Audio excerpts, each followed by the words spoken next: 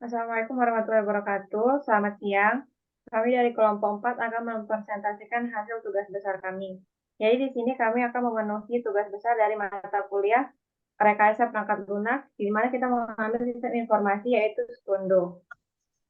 Selanjutnya,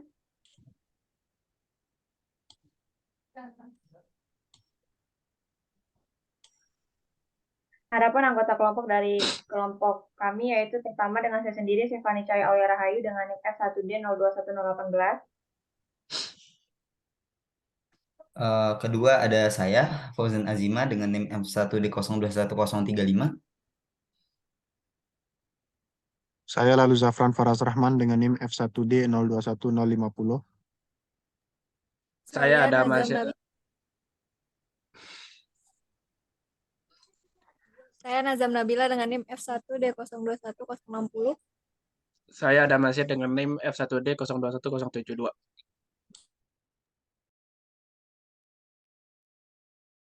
Selanjutnya,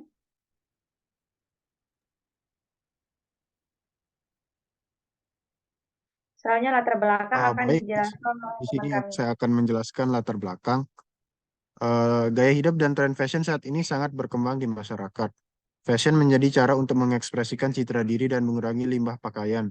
Belanja thrift menjadi pilihan terbaik untuk tampil trendy tanpa meningkatkan limbah pakaian. Di Indonesia, thrift shopping sedang berkembang, tetapi masih kurang efisien karena banyak toko yang harus dikunjungi. Oleh karena itu, kami menciptakan aplikasi Sekundo, di mana masyarakat dapat berbelanja barang bekas secara online. Produk yang dijual di aplikasi ini berkualitas dan memiliki keunikan. Pelaku usaha online thrift shop mendapatkan produk bekas dengan memilih yang bagus, unik, dan dalam kondisi baik. Aplikasi Sekundo dilengkapi dengan berbagai fitur untuk memudahkan proses belanja thrift.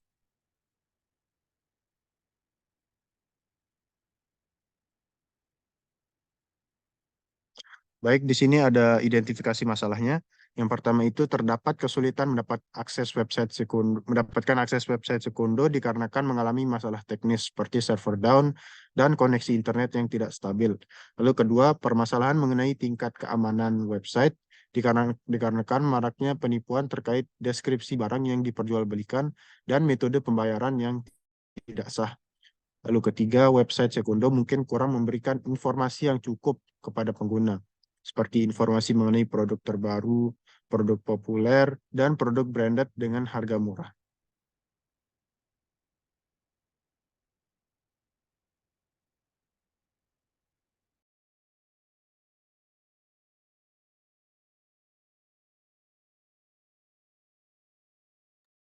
Baik, di sini ada Selanjutnya, metode metode pengembangan akan pengembangan. dijelaskan oleh teman saya.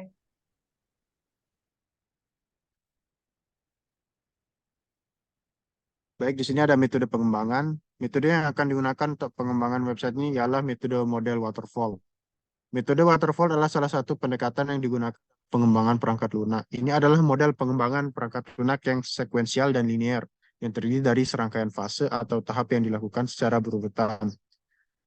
Yaitu requirement. Pada tahap requirement terjadi komunikasi atau diskusi antara pengembang dengan user tentang sistem informasi yang akan dibuat. Lalu design. Tahap ini pengembang dilakukan dengan cara ERD untuk memodelkan kebutuhan data dari semua kebutuhan yang ada. Lalu implementation, tahap ini pengembang sistem Sekundo pada aplikasi berbasis web menggunakan bahasa pemrograman Golang dengan database menggunakan Elasticsearch, dan untuk aplikasi berbasis Android menggunakan bahasa pemrograman Kotlin. Lalu verification, tahap ini pengembang sistem melakukan pengujian dengan mencoba segala fitur yang ada pada aplikasi tersebut. Lalu yang terakhir maintenance, tahap ini perangkat lunak melakukan pemeliharaan server dan memperbaiki beberapa fitur yang ada.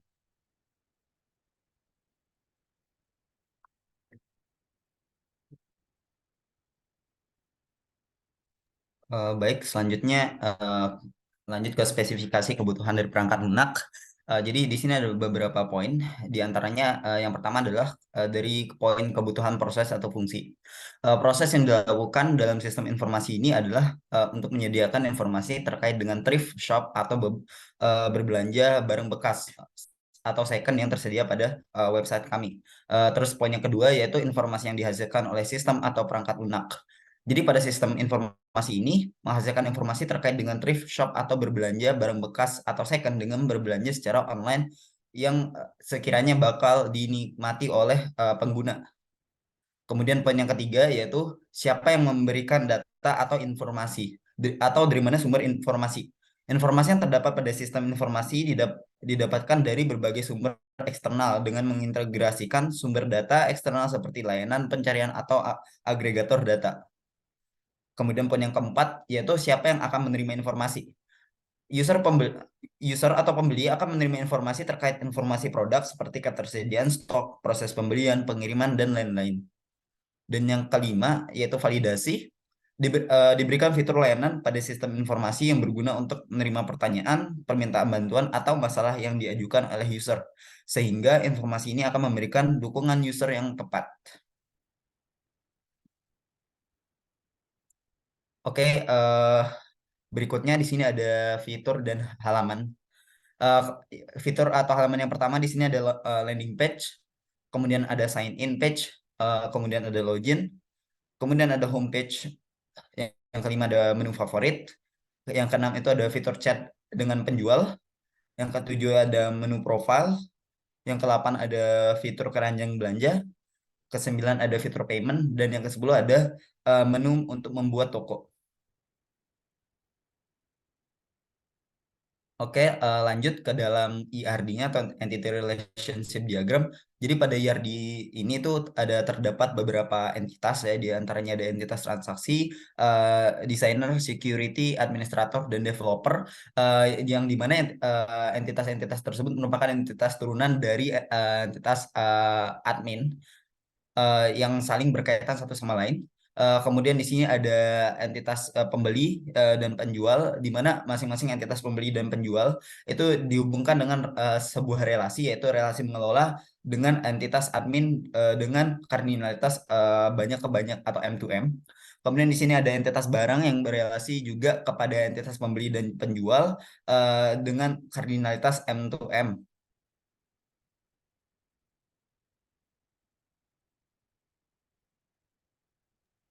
Selanjutnya ada use case diagram. Jadi untuk aplikasi Sekpon Ready kita mempunyai 3 aktor. Yang pertama itu ada admin, pembeli, dan penjual. Untuk admin di dalam sistem dia bisa melakukan menerima keluhan, update fitur, report user, dan kelola aplikasi. Untuk penjual dalam sistem dia bisa melakukan melihat barang, chat, menerima keluhan, menjual barang, update barang, mengirim barang, dan feedback. Untuk user pembeli dalam sistem, dia bisa melakukan menerima keluhan, kelola keuangan, membayar barang, membeli barang, melihat barang, dan chat. Untuk sebelum masuk ke dalam aplikasi ini, semua user terlebih dahulu harus melakukan login. Untuk bisa melakukan login, semua user harus melakukan validasi data dan registrasi data terlebih dahulu.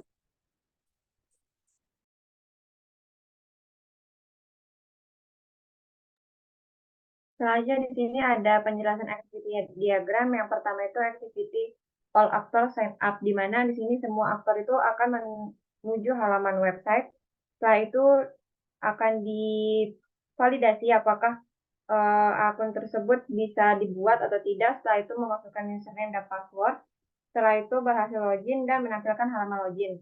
Selanjutnya di sini ada all actors login, di mana sign up yang sudah dibuat tadi, aktor berarti tinggal langsung masuk ke bagian login. Setelah itu sistem menampilkan form login, kemudian memasukkan username dan password.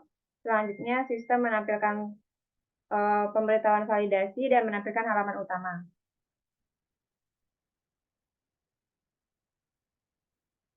Soalnya di sini ada aktiviti admin update fitur, di mana di sini admin dapat mengakses fitur tersebut dengan cara memasukkan username dan password.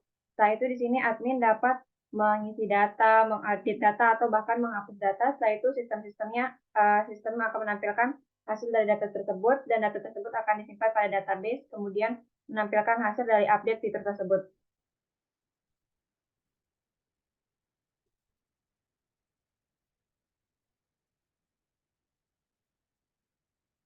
Selanjutnya di sini ada admin report user, di mana di sini admin masuk ke halaman login terlebih dahulu. Setelah itu menekan tombol report user, Setelah itu sistem menampilkan halaman report user. Setelah itu admin di sini bisa memanage report usernya, dan di sini terakhir sistem akan menampilkan hasil dari report user tersebut. Misalnya di sini ada admin mengelola aplikasi, di mana maksudnya di sini admin pertama harus melakukan login terlebih dahulu, setelah itu memasukkan username dan password. Mengelola aplikasi di sini admin dapat mengatur akun berupa akun dari admin itu sendiri, akun dari pembeli, dan akun dari penjual. Setelah itu data-data yang diinputkan akan disimpan ke dalam database, dan pembaharuan akan ditampilkan oleh sistem. Misalnya di sini ada activity penjual membuka toko, di mana di sini berarti penjual akan melakukan sign up terlebih dahulu, setelah itu login, dan pada sistem akan dimunculkan pemberitahuan apakah penjual ini akan membuat sebuah toko atau tidak pada website ini. Jika akan membuat toko, berarti akan langsung dieksekusi pada bagian database-nya. Dan selanjutnya, penjual dapat membuat toko tersebut. Misalnya di sini ada penjual menjual barang. Di sini penjual memilih menu input barang. Setelah itu sistem akan melakukan request, dan akhirnya pada database-nya akan dieksekusi. Setelah itu sistem akan menampilkan hasil dari data barang tersebut. Kemudian penjual mengisi form dari data-data tersebut yang diisi. Setelah itu sistem menyimpan data barang. Jika batal, maka akan mengulang isi form terhadap pengisian produk. Jika berhasil, maka data tersebut tersimpan dalam database. Misalnya di sini ada penjual update barang, di mana sistem pertama akan melakukan form loginnya, setelah itu memasukkan username dan password. Jika berhasil, maka langsung memilih menu form untuk pemilik. Setelah itu menginputkan kode berupa update dari produknya. Setelah itu sistem akan menampilkan form data barang. Setelah itu penjualnya akan menginputkan data-data barang tersebut dan memvalidasinya. Setelah itu mengklik button simpan. Setelah itu database-nya akan tersimpan.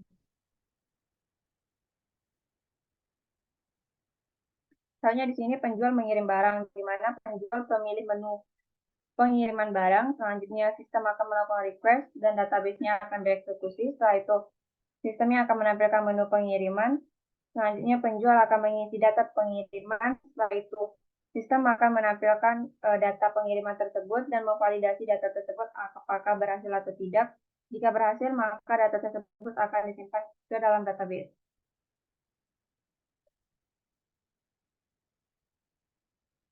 Misalnya di sini ada activity penjual menerima feedback, di mana di sini user bisa memilih menu feedback. Setelah itu sistem akan melakukan request.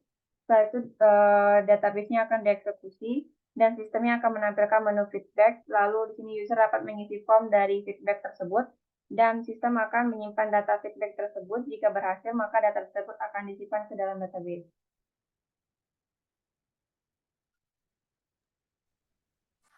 Selanjutnya ada activity pembeli mengelola keuangan. Jadi yang pertama itu pembeli login terlebih dahulu, kemudian sistem menampilkan riwayat transaksi, kemudian pembeli top up saldo, dan sistem akan menampilkan saldo akun pembeli. Kemudian pembeli memilih metode pembayaran, kemudian pembeli mendapatkan detail pembayarannya, kemudian sistem memvalidasi detail pembayaran dan memproses pembayaran. Kemudian database akan menyimpan detail top up.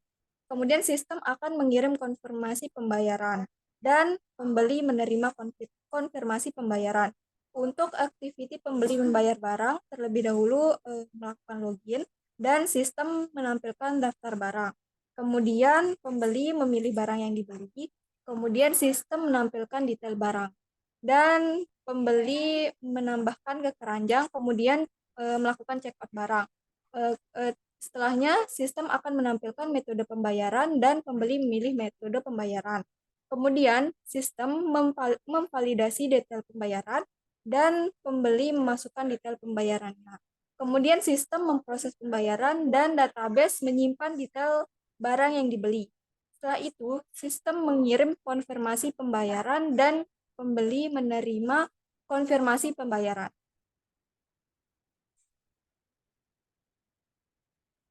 Selanjutnya ada activity pembeli membeli barang. Yang pertama, login terlebih dahulu, kemudian sistem menampilkan daftar barang, dan pembeli memilih barang, kemudian sistem menampilkan detail barangnya. Selanjutnya, pembeli memilih jumlah barang. Selanjutnya, ada sistem memvalidasi ketersediaan barang. Setelah itu, pembeli menambah barang ke keranjang dan sistem memperbarui barang. Kemudian, database akan menyimpan detail barang yang dibeli dan pembeli memproses pembayaran. Selanjutnya ada activity pembeli melihat barang. Yang pertama itu melakukan login, kemudian sistem menampilkan daftar barang. Selanjutnya, pembeli memilih kategori barang dan sistem akan menampilkan barang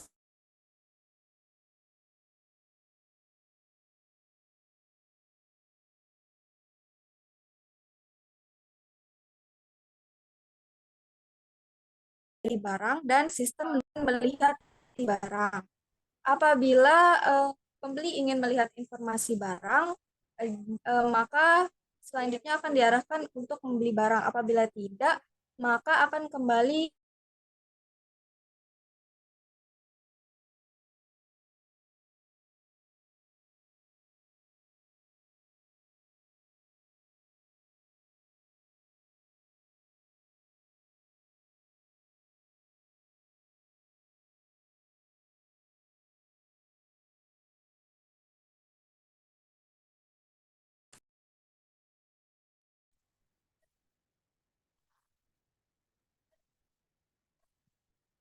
next.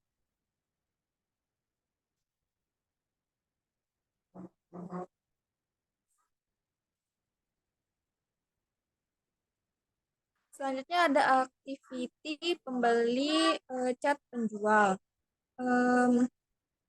Yang pertama, pembeli login terlebih dahulu, kemudian sistem menampilkan halaman membuka toko. Setelah itu, pembeli mengakses fitur chat dan pembeli memulai chat dengan penjual. Setelah itu, pembeli mengirim pesan dan sistem akan menerima pesan. Kemudian, database akan menyimpan detail pesan tersebut dan sistem mengirim pesan ke penjual. Selanjutnya, pembeli menerima balasan dan apabila pembeli ingin mengakhiri chat, maka akan selesai. Apabila tidak, dia akan kembali bisa mengirim pesan. Selanjutnya ada pembeli menerima keluhan atau memberikan keluhan. Jadi yang pertama itu pembeli melakukan login. Setelah itu pembeli mengakses fitur keluhan. Setelah itu sistem menampilkan daftar keluhan. Setelah itu pembeli memilih daftar keluhan dan sistem menampilkan detail keluhan. Selanjutnya ada pembeli membaca isi keluhan dan memberikan balasan. Selanjutnya sistem mengirimkan balasan kepada pihak yang mengeluh dan database menyimpan riwayat balasan. Selanjutnya ada pembeli melihat daftar keluhan. Next.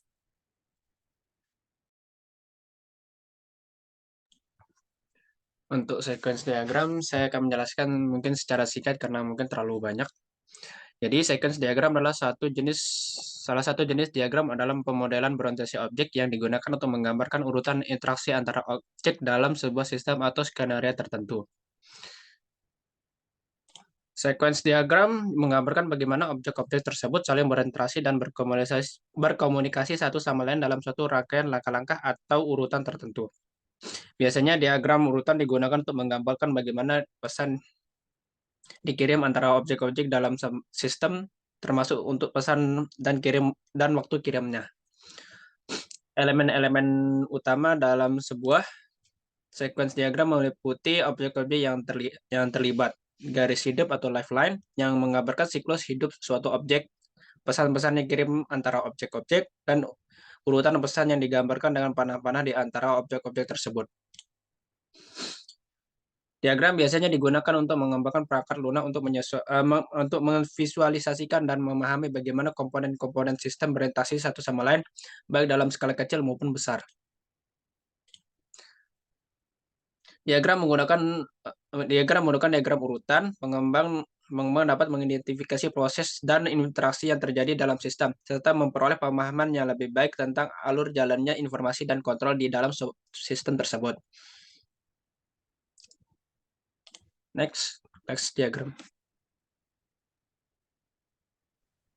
Baik, di sini saya akan menjelaskan kelas diagram. Di sini sudah ada beberapa kelas berdasarkan aplikasi yang kita eh, sedang teliti. Di sini ada kelas penjual, menjual barang, pembeli, transaksi, security, administrator, admin, developer, dan desainer. Kita mulai dari penjual. Di sini penjual itu berelasi eh, dengan penjual di sini kardinalitasnya itu one to many, lalu penjual ke barang kardinalitasnya many to one, lalu barang ke pembeli one to many, lalu pembeli dari membeli ke pembeli kardinalitasnya many to one, lalu di sini security ke admin itu many to one, terus administrator ke admin itu one to one, terus untuk desainer ke admin itu many to one, dan developer itu many to one.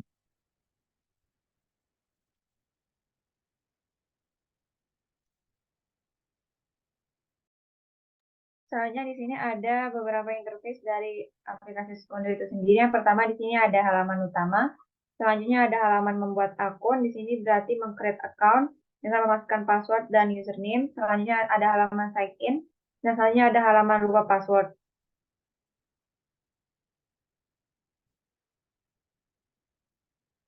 Soalnya di sini ada halaman memilih akun. Jika akun yang sudah ada dimiliki, tinggal dipilih saja. Kemudian di sini ada halaman menu yang menampilkan produk-produk dari Sekundo.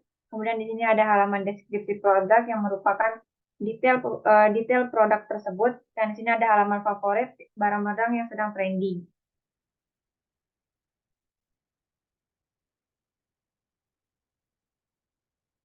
Soalnya di sini ada halaman keranjang. Jika sudah memesan barang, dimasukkan ke dalam keranjang. Soalnya di sini halaman pembelian produk. Kemudian di sini ada halaman berhasil bayar, ada halaman gagal bayar. Soalnya di sini untuk bagian membuat tokonya ada halaman profile, kemudian ada halaman membuat toko, halaman etalase toko, dan halaman tambah barang.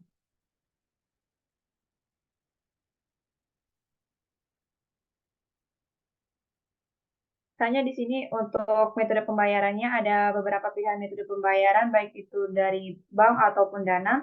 Kemudian di sini ada halaman tracking dan ada halaman chat atau untuk halaman feedbacknya. Kemudian di sini ada halaman lokasi. Sekian penjelasan dari kelompok kami, kurang lebihnya kami mohon maaf dan terima kasih.